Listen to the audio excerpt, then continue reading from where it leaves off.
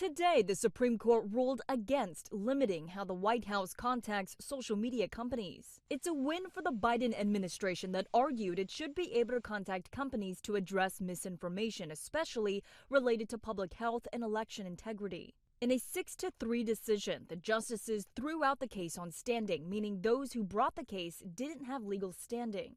Justice Barrett writing the opinion, saying we lack jurisdiction to reach the merits of the dispute. Justice Alito dissenting, saying this is one of the most important free speech cases to reach this court in years. This all comes as the Supreme Court hands down its final decisions of the term. One of the biggest cases of the year, Donald Trump's immunity claim. Justices will decide whether and to what extent a former president can claim absolute immunity from criminal prosecution for conduct alleged to involve official acts. A president has to have immunity.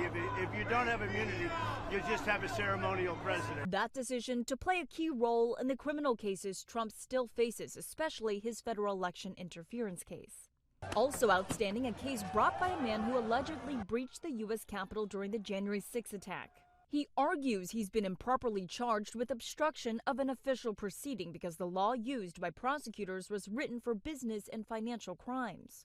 The court's decision could affect charges against more than 350 other January 6 defendants. The end of the Supreme Court's term is expected to wrap up in the next few days. As for those looming decisions, they could also make a big impact in the first presidential debate tomorrow. Em Nguyen, ABC News, Washington.